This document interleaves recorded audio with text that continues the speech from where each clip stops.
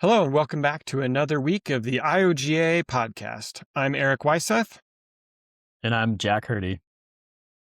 and here's another week of updates of things going on in the IOGA world. So, down at the State House, one of the main things that's going on, big topics of conversation, is dueling constitutional amendments. So, there's a couple coming on. If you were at our annual meeting in Wallace, you got to hear Senator Adams give a presentation on his constitutional amendment around public lands. Creating a bucket that would hold any public lands if the federal government ever gave them to the state. Representative Raybould also has a constitutional amendment related to public lands coming out. It hasn't been RS'd yet, but we did get to see a copy of it. And it's really focused more around, or at least at its foundation, it's around IDL and changing some of the incentives in the ways that they can think about the values of public lands to try and create more opportunities so that sell-off doesn't become sort of a requirement. Representative Raybould did a great podcast on the ranch this last week where she talked about it. And so please, we'll link to that in the show notes, and you should definitely go over and listen to it. And as soon as that bill is RS'd, we will send that out and make sure that that gets out to the IOGA community through our newsletters and everything else. But it's well worth a read and something to pay attention to, and we're just going to continue to watch. Jack, you want to tell us about BLM leadership nomination and where that's going? Yeah, so I might have mentioned this on the last week's podcast, but the administration has nominated Steve Pearce for the position of BLM director. Steve Pearce is a former congressman from New Mexico, as well as an oil and gas executive, and he has his own oil and gas company that he runs right now. We've been following this pretty closely since the news broke, the primary reason being that Steve Pearce has made quite a few comments over the course of his career talking about his desire to sell public lands. He made a comment, I think back in 2012, about how we're going to reverse this trend of public ownership of public lands, along with a number of other things. So we talked about this when we were in Washington, D.C. with Senators Crapo and Risch. And then last week, we sent a letter to them detailing our concerns with his past statements about land sales, because they will be meeting with him over the next couple of weeks. And we also included a reminder asking them to make sure that he understands that recreation is the top economic driver on BLM lands in Idaho. So if he is confirmed as the BLM director, we really want him to understand that, Idaho is not an oil and gas state, and BLM lands in Idaho are really used for outfitting, guiding, and outdoor recreation. There was another poll that came out recently. A group out of Montana did some polling, and they looked at Idaho voters as well on Steve Pearce. By and large, Idahoans do not really like the nomination of Steve Pearce to the BLM director. Looking at the polling right now, 57% said that they strongly opposed his appointment to director of the BLM. A number of them, strong majorities of them, were concerned with what he had said. And I'll read you one of the quotes right now. Over 90% of this land is located in the western states, and most of it we do not even need. So 54% were strongly disagreed with that, and another 18% somewhat disagreed with that. This is something we'll be tracking pretty closely. We expect that he will get a hearing in front of the Senate Energy and Natural Resources Committee towards the end of February, potentially later. And we expect our Senator Risch, who is on that committee, to be a pivotal vote and a pivotal voice in that conversation. Back to you, Erik. Yeah. We're going to figure out these transitions at some point. So, Idaho Fish and Game rules are at the State House going through committees. And they had a House Resources Committee hearing this week on some of the rules. So most of the rules have not been terribly contentious, and most of them IOGA either supports or is neutral on. And we provided that comment at House Resources this week. Some of the rules have been somewhat controversial, specifically around the use of different types of technology, both in what the actual outcomes were, but also I think the process that they went through. And there's been, depending on who you talk to, possibly some misinformation around that and everything else. The specific House Resources hearing on those rules, on the technology component to that, has been pushed back, and we expect it sometime probably the end of February, early March for that hearing to happen. But one of the things we'd recommend, and we will link to in the show notes, it'll also be in our next newsletter, is there was a great interview with Tal Sampson, who was on the HAC committee related to these rules and specifically around technology. And he talks about what that process was and how they landed on the decisions that they did.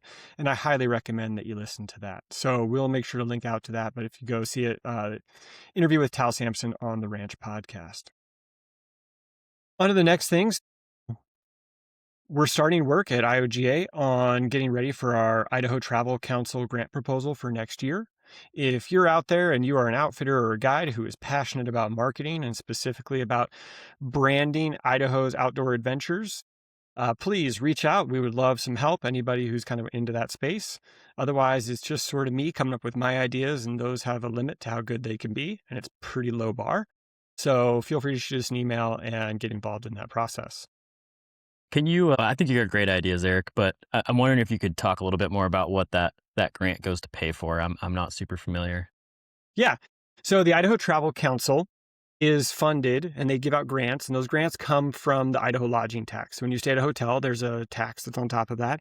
That money from that tax goes into a big bucket, and then the Idaho Travel Council disperses that money out to different organizations who do activities to promote tourism in the state of Idaho. So the theory is that somebody stays in a hotel, they pay that tax, that money goes into the bucket for more advertising to get people to stay in more hotels. And hotels include, that hotel is part of a bigger journey. So we get money, or we apply for grants from the Idaho Travel Council to promote guided activities here in the state of Idaho. So we promote rafting, hunting, fishing, snowmobiling, backcountry skiing, basically all of those guided activities. We promote our members through our different brand websites of Hunt Idaho, Raft Idaho, Fish Idaho, Jet Boat Idaho, etc. So that money is used for promoting the activities. And we've done it through different digital means. Used to be buy ads in Outside Magazine or whatever. Those days have tended to kind of go away, and it's more digital focused. We are partnering with some of the other organizations throughout the state this year to bring in influencers to go on trips throughout Idaho and share the great experiences they can have. We've got a bunch of other fun ideas, but would love just people getting involved in that process and helping us out. And, more brain power usually creates better ideas and better results. So that's what we do. We promote outfitted businesses and adventures in Idaho. Cool. Yeah, when we were in Washington, there was a magazine on one of the desks in one of the offices we were visiting, and it actually had an ad for IOGA and for Idaho Outfitters and Guides. I'm assuming that must have been Travel Council money. Yep. It came from the Idaho Travel Council grant. Yep, absolutely. Awesome. Cool. So, Jack, do you want to jump into something that I think we all have some real concerns on in what I think I said at the annual meeting might be the most complicated, either nothing burger or absolute apocalypse that's coming our direction? Yeah, that's a sweet spot, right? Yeah, so recently, and this has been an ongoing issue for the last few months now, but this week, the GAO, which is the Government Accountability Office, part of the federal government, they issued an opinion on the resource management plan for Grand Staircase Escalante National Monument, stating that it is a rule, meaning that it is subject to congressional approval. And you might say, well, what does that have to do with outfitting in Idaho? Well, we all operate under resource management plans everywhere in the state, whether it's a national forest or BLM land has some sort of resource management plan. And those have never been considered rules in the past, which means they're not subject to congressional approval. Now, because Congress has decided to use this legislative tool that it has to reject resource management plans, it places basically any RMP in the country at risk. And, we've seen them use it now in Montana, Wyoming, Alaska. It's the tool that they have used to rescind one of the rules around the boundary waters. And now they're looking at using for Grand Staircase Escalante. Hard to say. I think Erik's had some pretty high-level discussions about this, and Aaron Lieberman at AO has been involved in this. It's hard to say where this is going to go. I think it's kind of anyone's guess.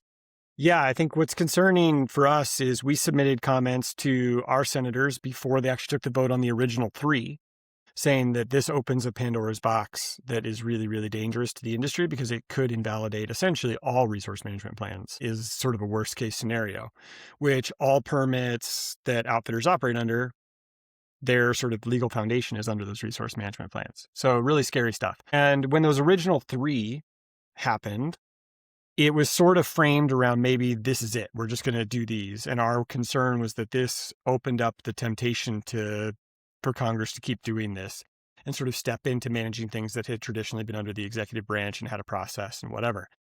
Well, that fear is sort of being lived, boundary waters. And now this one, the concern is that this is going to turn into a more regular thing. And there's real consequences to it, because if this is invalidated, then they cannot resubmit something that is substantially similar. So they have to go through this whole extensive, long process. These can take years, these resource management plans, years and years and years to get redone. And it puts everybody who's operating under a permit in that area under risk and everything else. So while this is in Utah, it is a precedent that is concerning for us here in Idaho.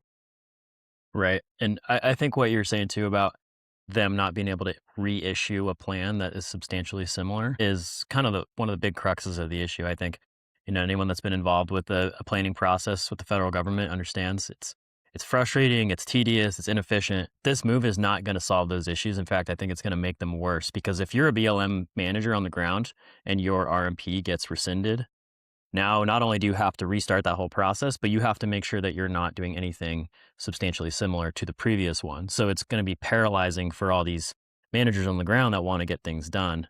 They now have basically another level of bureaucracy they have to contend with, which is, Congress is not necessarily the most functional organization in the world. Yeah. So, yeah, we'll see. Like Erik said, it could be nothing. They might not do this in Idaho, might not end up affecting anyone in Idaho, or it could bring the end of the RMP system unless Congress just steps in and fixes it, which that could definitely happen as well. Yep. So Jack, you have been spending this week going to the Idaho Association of Counties meetings. You want to give an update on why you were there and what you've learned and any big takeaways? Definitely. Yeah, the Idaho Association of Counties is having their midwinter conference in Boise this week. So they're talking about a lot of policy issues, and they're doing some legislative outreach. Yesterday, they had some of the federal partners, staff from the congressional offices and federal agencies come in for a roundtable discussion. And so I've been attending all week to try and, connect with more of these county commissioners, kind of learn a bit more about their perspective, and understand the issues that rural counties are facing in Idaho. Counties are, the local government that I think has a really big effect in most of our lives. Many of our IOGA members live, work, and raise their families in rural counties in Idaho. Rural counties have pretty unique challenges and concerns. Places like Custer, Lemhi Valley, and Idaho County are kind of on the front line of federal public lands, with the Frank Church and all the other national forests around there. And so they have a real insight into how those places are managed, voice with the congressional delegation and with other people and the state legislature when it comes to those issues. So trying to understand, what they need and problems and solutions that they're looking at, I think is pivotal for IOGA, not only because we want to make sure that our members are living in strong, healthy communities, but we also want to make sure that these counties are taken care of and that they have good schools, good infrastructure, public safety response, and that public land management is working for them. So it's been an interesting week. A lot of perspectives, a lot of information. Definitely have learned a lot, and I'm looking forward to working with county commissioners more closely.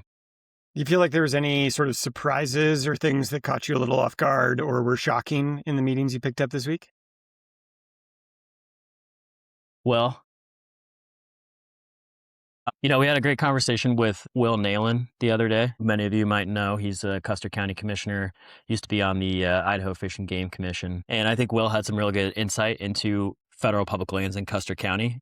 He spoke about how much he loves the wilderness, how much he loves going on public lands. He's a big hunter. He's worked as a hunting guide in the past. But at the same time, he doesn't necessarily want to see more public land in his county because their tax base, with such a small percentage of private land, their tax base is not as strong as it could be. So, we kind of talked about that. I think he's got some real legitimate concerns there. At the same time, we heard this from multiple county commissioners, like as frustrated as they can get with federal partners, they also don't necessarily see the state as the next best resource to take over those lands. And we heard this from, not just from Will, but from some other county commissioners who I think we would describe as very anti-federal management, saying that they, as much as they dislike the feds, they really don't want the state to take control of it either. So that was pretty interesting. I'm hoping to find some time to get back today for the last bit of the conference. And yeah, hopefully be in the counties the rest of the year talking to those folks and trying to make some more connections with them.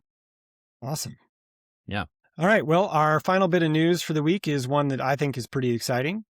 Idaho kind of outdoor guide, outfitter, Living wilderness person, living legend, Doug Timms, has a new book coming out called Selway, the Original Wild and Scenic River.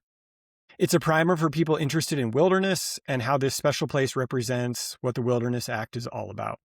It covers homesteading on the river, Forest Service management, and the evolution of fire policy, and a few river stories from his 25 years of sharing the river with the public. In Boise, you will be able to find copies of this at Cascade River Gear or at the Idaho History Museum bookstore. Right. So make sure you grab a copy when you're down here for Lobby Day, February 4th and 5th. Yep. So if you haven't registered for Lobby Day, we love it if you just show up. That's great. It is wildly helpful if you go to the website and tell us that you're coming so that we can plan around you, both for if you're going to work in the kitchen, so we know how many people we're going to have to help prep all the wild game, but also for those going to the State House. It's really helpful for us to know if we're going to have 10 people or we're going to have 60 people. Yep. So if you haven't registered, just RSVP, be a decent human, tell us that you're coming. Going on from there, the next big event that we have coming up is the Thaw on February 26th. The Thaw is our gala celebrating the outdoors and guided activities in the state of Idaho. It will be in the evening on the 26th at Jump in Boise. This is the event of the year if you are looking for your summer vacation and you want to go out and experience a guided adventure in Idaho. We will be raffling off trips we've got a trip on the Bruno with legend John Barker is going to be one of our live auction items. A salmon trip, everything that is in the 3100. So if you haven't seen those, go see them. But the Locksaw, the St. Joe, the Payette, the Selway, all of those trips will be auctioned off along with tons of cool outdoor gear in our silent auction. It's also just a really fun event. We've got a great band coming down from Boise. It'll be a wonderful evening celebrating sort of the outdoors of Idaho. So get your tickets now. We still have some tickets left. You can buy tables. And if you are a vendor or a creator of outdoor gear, especially here in Idaho, we would love to get some donations and help share your products and talk about who you are and everything else that you do. Other upcoming meetings, Lower Salmon Outfitter meeting. So if you are a Lower Salmon Outfitter here in Idaho, we've created a group where we're going to be meeting to talk about lower salmon issues and meet with the BLM, which is the oversight organization, federal oversight there.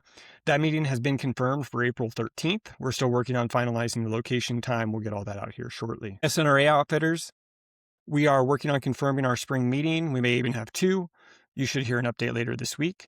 And then the final sort of update on meetings coming up is the Hunt Allocation Group.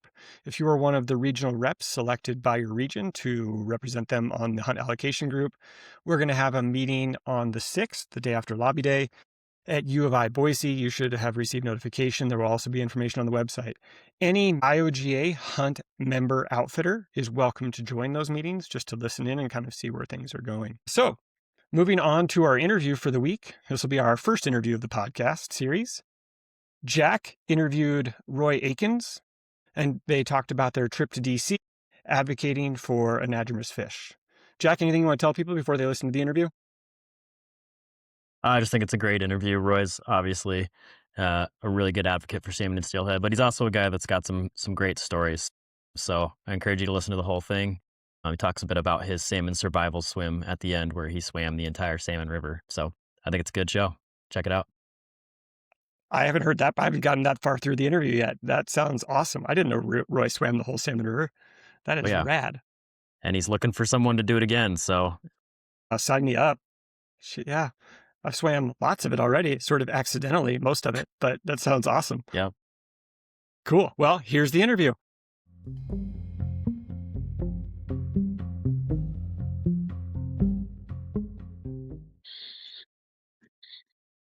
Roy Akins, welcome to the podcast. Hey, glad to be here from a cold winter day in Riggins, Idaho. Yeah, how's the river looking?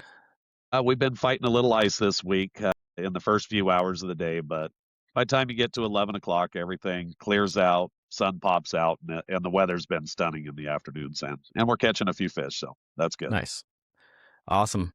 Well, for everyone that doesn't know Roy, why don't you give us a little introduction, who you are, what your business is? You bet. My name's Roy Akins. I live in Riggins, Idaho, and I run two fishing services up here. One business is called Rapid River Outfitters. The other is Fly Fish McCall. So if you need to go fishing in central Idaho, we're your guys for steelhead, salmon, trout, bass, you name it. We'll put you on them. Awesome. Can you give us a little background, kind of how you got into the outfitting and guiding industry? I was fortunate that my older sister Shelly married an outfitter when I was 10 years old. So I got thrown in at an early age, and by the time I was 15, I thought that's just what the whole world did, was spend their time in the summers in Idaho chasing fish and floating wild river canyons.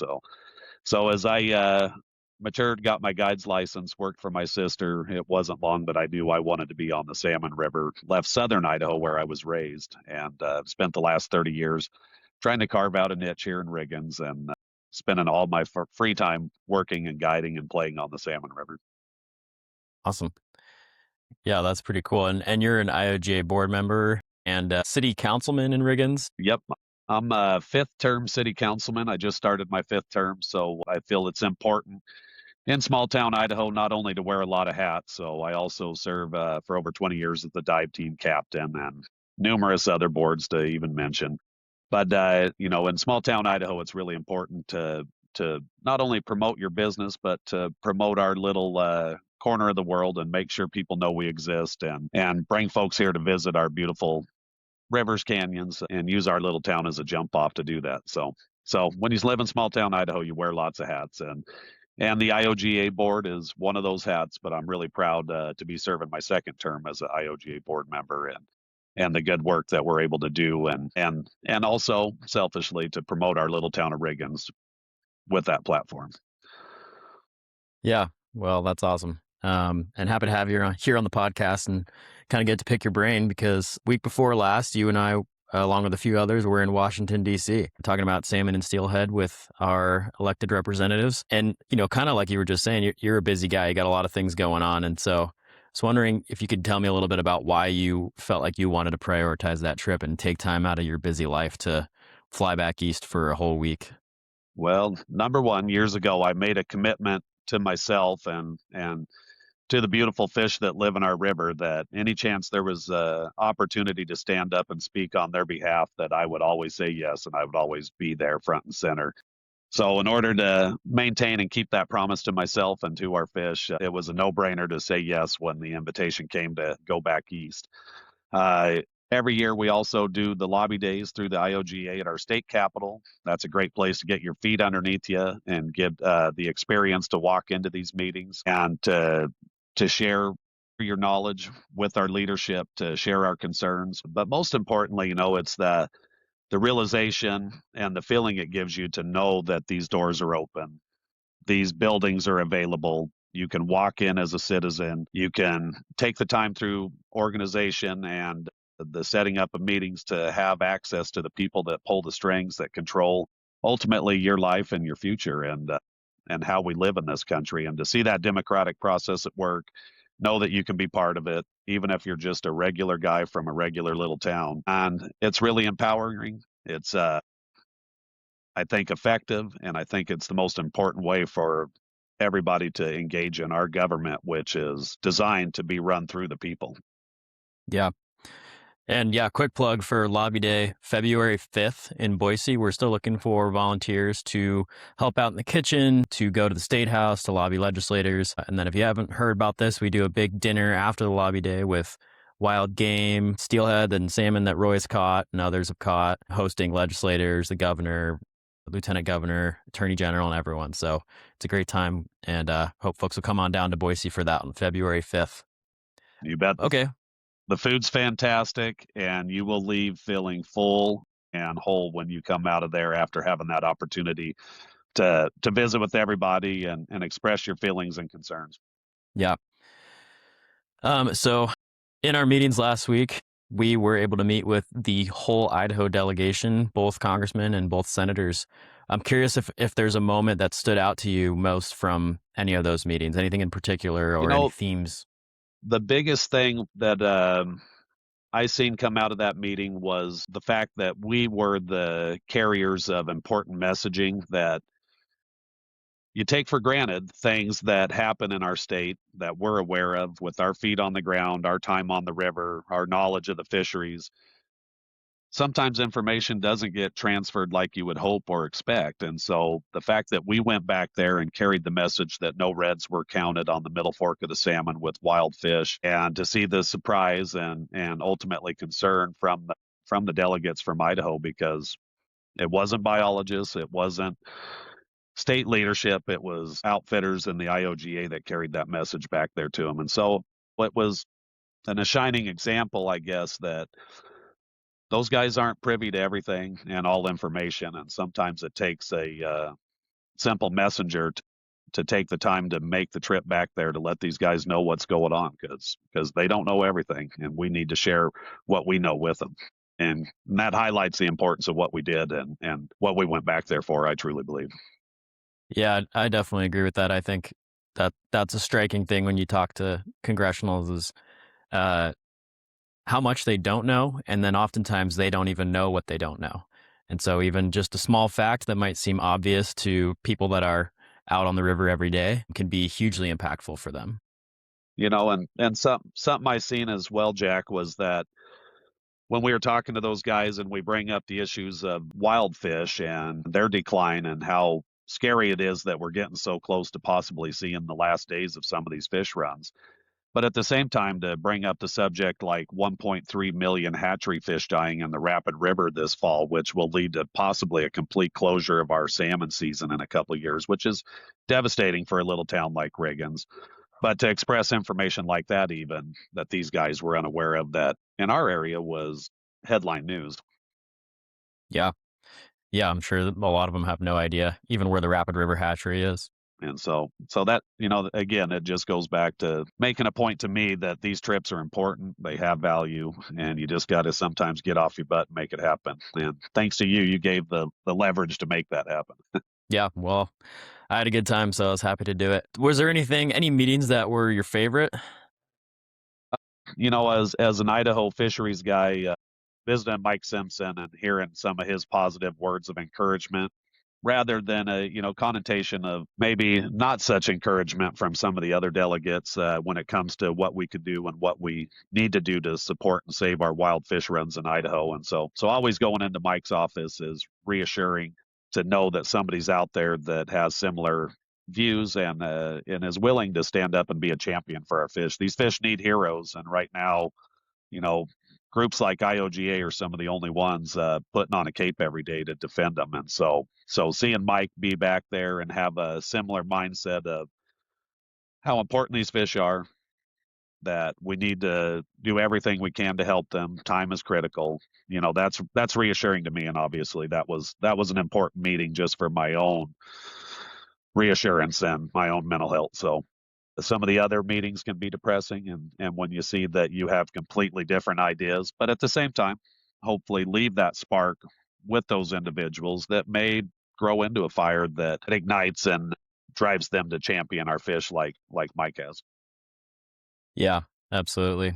I would agree. That was one of my favorite meetings as well, and it was inspiring to hear him speak so strongly about it. What did you feel like a lot of the policymakers misunderstood about the system the most? I feel like there was a lot of points of maybe misinformation or ignorance, and tried to correct those. And what stood out for you? Well, when we talk about fish recovery, obviously there's lots of levels. Number one, finding that people understand the difference between hatchery fish and what they're engineered to do for us, to understand the difference between them and the wild stocks, which are completely different and are a topic all of their own, and where some of our biggest failures have been. It's always a surprise to find out that people aren't real clear on the difference between wild and hatchery fish. Then when you get into the recovery efforts, the simple things we can do, releasing water to help the fish, to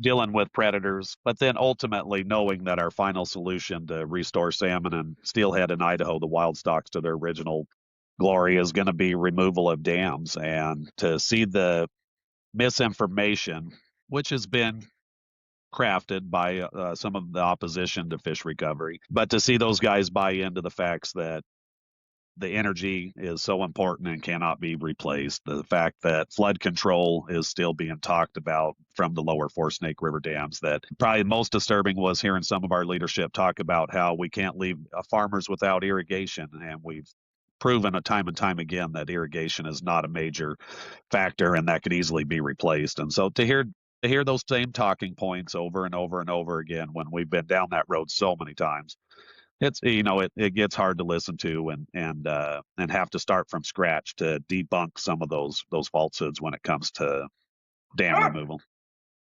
Yeah. Yeah, there's still quite a bit of work to be done back there. So hopefully we can find a time to go back soon. All right. I want to pivot a little bit to public lands and public land access. I know that's something that you've spoken about and feel strongly about it. I'm curious how you felt kind of our perspective on public lands was received. You know what? It's a mixed bag when you get to D.C. on that. I think that three of our delegates, they really are hoping to be champions of public land, and that's Crapo, Risch, and Simpson. I think that those guys all understand that 99% of our state is in total opposition to selling off our public lands, and so it's an easy cause for them to champion. Unfortunately, we have Fulcher who's taken a stance where he would like to see those public lands maybe not being sold directly or immediately, but given to the state so that they can control it, which in my mind means that that's just taking a step farther before we start to sell those public lands through the state rather than as a federal government. So I think that we have some leadership that's in place that's willing to help. I think that we have some leadership that sees a different route of how we sell it. So when we expressed our views and let them know how important these lands are to the outfitting community, I think they got that. But at the same time, it should be a real easy, simple topic that everybody is one-sided on. But unfortunately, there's still a lot of motivation to limit the number of acres that our federal government controls for the people. Yep, I definitely heard that some of the meetings as well. Although I think it was reassuring to hear the strong stances from Senators Crapo and Risch and Congressman Simpson and Congressman Zinke as well. Yep, without a doubt. Okay, so we went over salmon and steelhead. We talked a little bit about public lands. I kind of want to pivot a bit just to the general concept of being a guide advocate and kind of using your platform and your experience to stand up for kind of the resources that we depend on. So you mentioned, you kind of made a promise to the fish a number of years ago. And I'm kind of curious to hear a bit more about how you got there, kind of how your relationship with rivers and fish and public lands has kind of shaped that work and those values. All right. Well, referring back again to being raised in southern Idaho. So the town I grew up in and graduated high school from was Jerome, Idaho. And so it sits right on the canyon rim of the Snake River. A real prominent feature in the area is the Prime Bridge. And so as a kid there, it was a place that attracted you. And I spent a lot of time playing on the canyon rim on the Prime Bridge. Not something I recommend because it isn't the safest place to play, but it was a magnet for me. And spending those times looking from the rim or from the Prime Bridge to the Snake River floor and seeing that river wind its way below you, something always resonated with me that my grandfather told me that there was a day when you could not only see, because the river's clarity was so good, the floor of the river in that area, that it was possible to see salmon that used to migrate that far up the Snake River, Shoshone Falls being the first natural barrier. You could also see gray spots on the river floor where spring water emerged from the Thousand Springs, starting in that Twin Falls area all the way to Hagerman and Bliss. Over 8,000 CFS of crystal clear spring water that pours out of those canyon walls per second. So having that story told to me, having that idea that those waters were salmon waters.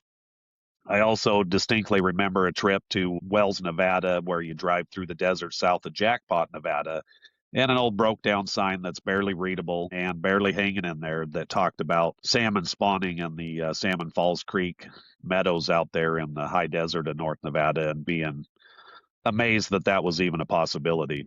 So, so those memories as a kid, knowing that salmon were at one time in my home waters right there where I grew up, but no longer available to have access to that part of the state, was really impactful for me. So as a young guy, making trips north to fish for steelhead and salmon, mostly steelhead, but seeing salmon periodically in the headwaters, but making that trip north over Galena Summit and into Stanley, Chalice, Salmon Shoot to fish when I was a kid gave me the inspiration that, boy, someday I want to live on this salmon river. And so I made that trip enough times as a kid to fall in love with the Salmon River. And then, as I referred to, my sister marrying an outfitter that actually lived in Riggins, and through the early 80s, I was able to spend time in Riggins as a kid. So I fell in love with the Salmon River. Always knew I wanted to be there. But as far as advocacy, the first opportunity was a chance to join what they called the Snake River Mid Snake River Alliance. It was an offshoot of Idaho Rivers United. And it was an opportunity to stand up and say that we weren't interested in a dam being built at the Star Falls, which is the last large free flowing waterfall on the Snake River upstream of Twin Falls and Shoshone. A power company wanted to divert the water around it, take the power back to Salt Lake City, and a small group of us in South Central Idaho stood up in opposition. We held public meetings where we stood up by the hundreds to say that we weren't interested. The county commissioners listened. Enough letters were written, enough speeches were made that they pulled the permits and decided that it wasn't a good idea. And so we had this great victory. Seemed real easy to me as a kid that you get enough people together and you stand up with a unified voice, have those meetings, write those letters, and you can make change. So that was impactful as well.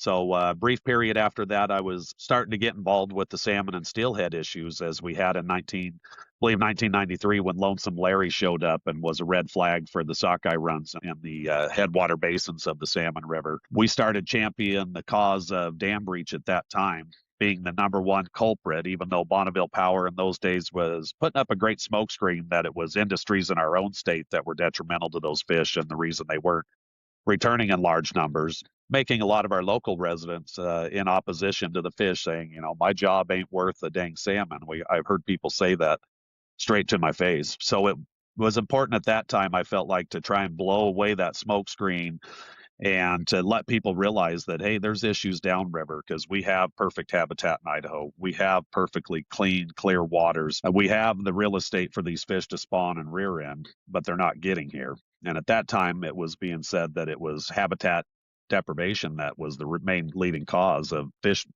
numbers dwindling. So getting into the arena and thinking, with a simple mind at the time that, boy, we get enough people together, we can fix this one too. It was a little bit naive, but 30 years later, I'm not sorry one bit that we joined that fight. Our first effort was the sockeye survival swim, where me and three other gentlemen did a relay swim, and a lady friend of ours named Joe Shepard joined us for the lower end of the river. But we were able to swim the Salmon River, stop in every community along the way, talk about the issues, discuss some of the problems downstream. And as Idaho guys talking to Idahoans, it was effective, but it was also a no-brainer story because of the physical comparison of how easy it was to swim 420 miles of the Salmon River versus how difficult and challenging and long it took us to swim across several of the Snake River reservoirs. So easy physical comparison to see. It was a no-brainer story of that summer, and we were able to start shedding some light on an issue that I've stayed involved with since. And what I hoped would be a short, easy fight has turned into a lifetime of trying to push that needle forward. But in the long run, that's the important thing, is that we keep pushing that needle every little inch we can. And if we live our lives and we still haven't accomplished those goals, then it's important to take that knowledge and that passion and that commitment and pass that torch to the next generation that can keep shoving and keep pushing until we meet some kind of end game where we have recovery in the levels that we dream of. Yeah. Can you tell me a little bit more about that survival swim? Because I've heard about it, but I don't know the details, and I think it's a pretty cool story. It's a fella named Jamie James who was intertwined throughout my childhood. He was a guide for my brother and sister, or my brother-in-law and my sister. He was a mentor to me on the rivers, taught me how to row a boat and how to be a good riverman. A fella from Boise named Paul Lundgren, who was a triathlete and an impressive swimmer and had accomplished a lot in his swimming career. Even recently tried to be the first man to swim across the Sea of Cortez. But there was also a fella named Gail Ader, who was another instrumental guy and one of the guys from Twin Falls that took a leadership role when we were stopping that diversion going in at Star Falls, and someone that I looked up to and was captivated by when I seen him stand up in front of a room full of hundreds of people and speak about what he believed in was important for our rivers and our communities, and ultimately for our fish. He became a real champion for us. So Gail Ader was a big influence. So being the young guy with these other 50, 60-year-old men during the swim was a fantastic situation to fall into. Originally, I was going to be an extra fifth swimmer that would back up, and then a guy fell out right at the last minute, and I took that fourth spot. So we did a relay style swim. We started at Redfish Creek after a ceremonial dip in the Redfish Lake, and we began to swim 20, 25 miles a day as we made our way down to the Sunbeam area where we ran into some of our first real challenging rapids. We had a big crowd on the shore watching, some Yeah, I cheering us bet. on, some hoping to see us fail. But we were able to navigate those rapids, and that was an exhilarating part of the swim, and all four of us did it together.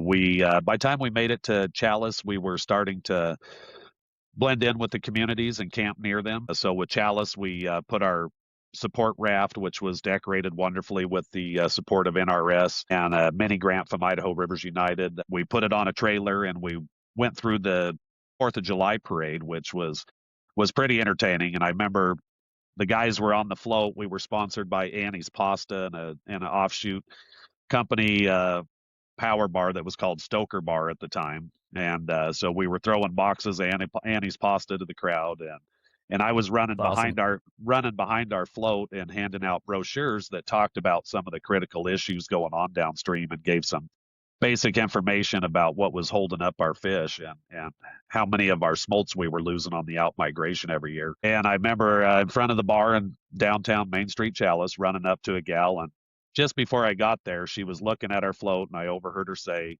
"Environmentalists in the Chalice Parade, what's this world coming to?" And I handed her a brochure right as she spit that out, and then she realized I was part of the sockeye swim. She got pretty embarrassed and tight-lipped, but I said, "Ma'am, why don't you just read the brochure? We're guys from Idaho, and maybe it'll give you something to think about." And she smiled, accepted the brochure, and read it.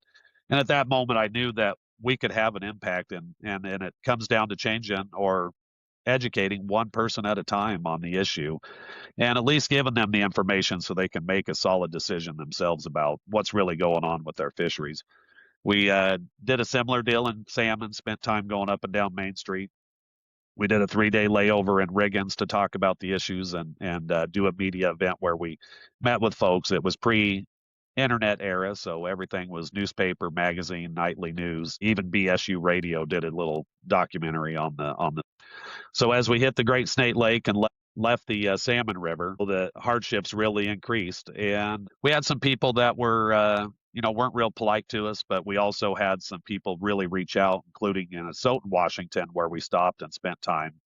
And as we moved into that Snake River reservoir area, obviously the communities had a different take and were a little more intense to negotiate and talk to about the issues with.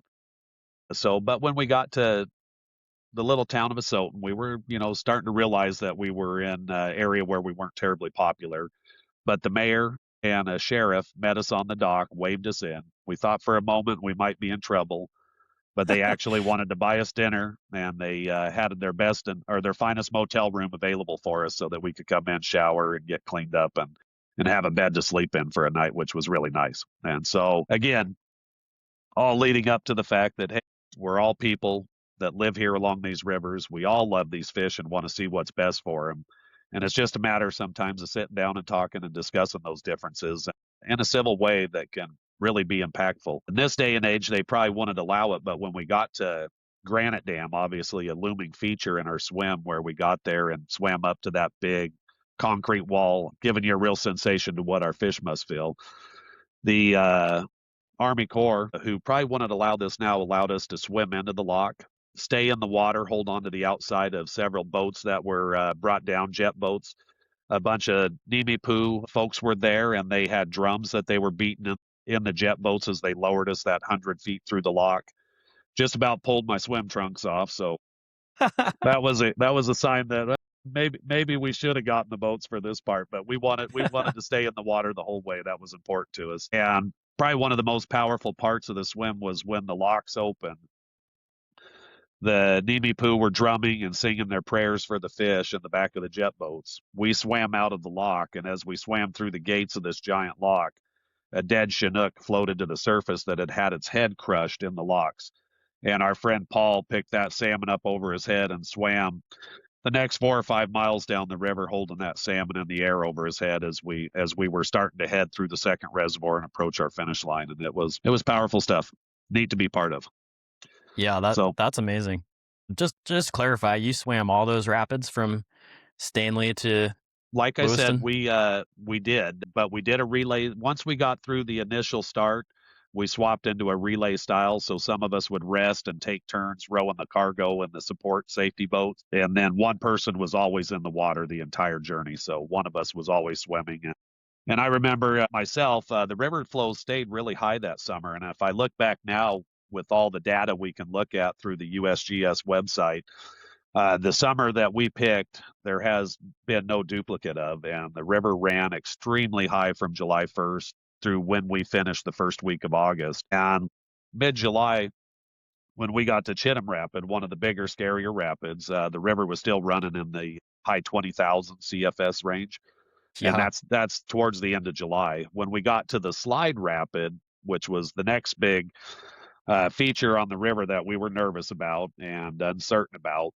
So when we got to the slide, we actually camped out several days above it, hoping the river would continue to drop, which was the pattern.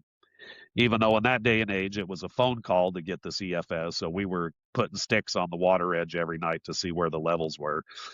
But when we got to the slide, the best we can tell, we swam it at about 18,800. And it was still a huge ride. But so those were some of the features that definitely stuck out as highlights. Making the move at Sunbeam was also because you're looking at that rebar on the left bank and Right. a lot of Yeah. motivation to kick our fins hard and get to the right shoreline and stay out of that. But those three features, and then a couple of the irrigation diversions too. Those were things you didn't want to mess with as you're swimming down river too towards Chalice. Right. Yep. Like a lot of hazards out there. Oh yeah, Well, that's cool. And but you know, nothing worse to go through than Granite Dam. yep. Just, and is that where you took out at Lower Granite, or you went down a couple more? We swam about midway through the next pool below Granite. Total, I think it came to right around 550 miles, somewhere right around there was the river miles we traveled in 31 days. It's awesome. Yep, fantastic thing to be part of, and also interesting too is now I've really paid a lot of attention to anybody else on any other type of quest like that. And through the course of time, there's been some other fantastic journeys with people riding horses from the coast all the way to the headwaters of the Salmon. The Source to Sea kayak trip that we had done a couple years ago. There's a lot of people that have taken that effort, and one of my dreams is I wouldn't mind seeing the second round of the sockeye swim. I think it's been 26 years, and it's probably just getting real close to. Wait, I better do the math on that. It's been longer than 26 years. So Yep, we're getting about close 30. to 31. And so it's probably time that we show people again, how hard it is for those fish to get through the lower Snake River dams, but how easy it is to flush out through the free flowing portions of the Salmon River. It's a message that needs to be probably retold. Yeah. Well, there you go, folks. Call to action. Roy Akins is looking for a repeat salmon survival swim. So if anyone wants to do that, give me a call. I got all right, the beta. Roy. Yep. Wrapping up here, you talked a bit about kind of your advocacy goals and the role you see for outfitters and guides in that space. And, you talked a bit about passing those skills along to the next generations. What should the next generation know about advocacy and fighting for rivers and wildlife and natural resources and the industry and all those things? What have you learned, if you could tell people in 5 minutes, that they should know? Well, number one, as I talked about, there is opportunities for small victories and they should be celebrated. But ultimately, it's a lifetime commitment. It's not something that you're just going to pick up and carry the torch for a brief time, win all your battles, and be able to retire happily and live ever after. So it needs to be a commitment that you're planning on that's going to last the rest of your lifetime. And as you build those relationships, as you build those skills, as you build those opportunities to speak out on behalf of what it is that's important to you, you're going to get better and better and better at it, and you're going to get more and more and more effective. There's also just through the course of time, these periods where you need to watch when the windows are open, and you can really force, maybe forward and cover more ground at brief periods of time. But there's also times where things tighten up and the bars are closed on some of these windows, and you need to retreat and take care of yourself and your own family maybe a little bit more. But always with the eye on the prize, always advancing when you're available and capable of. And then at those other times, you do have to just retreat and take care of yourself for periods. But watching the big scheme, the big game is important. Knowing that you're in it for the long haul, that it's going to be a marathon and not a sprint, I think is really important. And saving the energy so that when those opportunities arrive, you're ready to go to work and do the hard things. But at the same time, realizing that that's not always going to be the case, and that you do need to fortify yourself and take care of your own. So I think that's the important thing, is to not just jump in and think, oh, we're going to take care of this in a matter of months, and then we'll move on to something else. It's all of these fights are eternal, and even when you think you won, there's still people behind the shadows, behind the curtain, that are going to be working to return things to where you once were. So, All right. Well, that's some good advice. Appreciate the long haul perspective there. and I think that's important. All right. Final question. I think, at least on the two issues we've talked about today, salmon, steelhead, and public lands, it's been a bit of a challenging last year or so. So I'm curious to hear what gives you hope right now for those things, and for natural resources and outfitters and guides.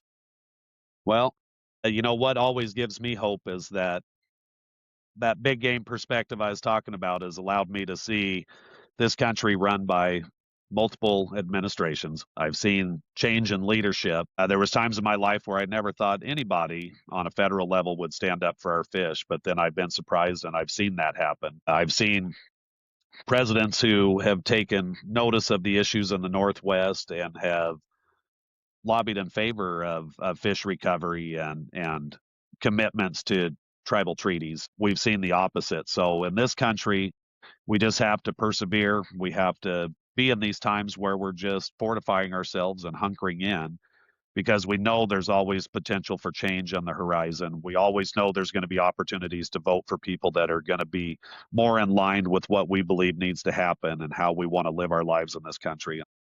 So right now, we're just in a period where maybe things aren't great, things aren't swinging our way, but we know we got to be prepared and put ourselves in the best position so we can capitalize when, once again, there's leadership that sees our line of thinking and believes in these fish, and that the fact that extinction is not an acceptable answer.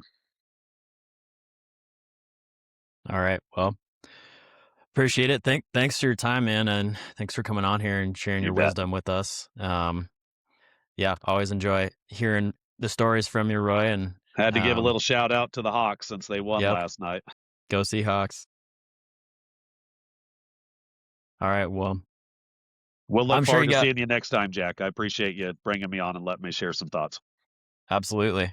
We'll let you get back to it. But Roy Akins, thanks a lot, man. Peace, brother. We'll see you.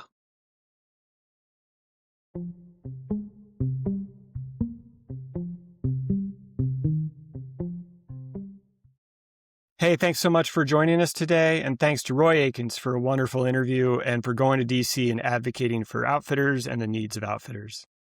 Thanks to all the outfitters and guides in Idaho who are helping people fall in love with the incredible natural resources of our amazing state. If all goes well, you should hopefully find another episode from us next week. Like, subscribe, tell your friends, your guide, outfitter buddies, etc. And if you're not a member of IOGA, please become one. Support our efforts advocating for this community. It is member support that allows us to continue to do this work. Thanks, have a great week, and we'll see you again soon.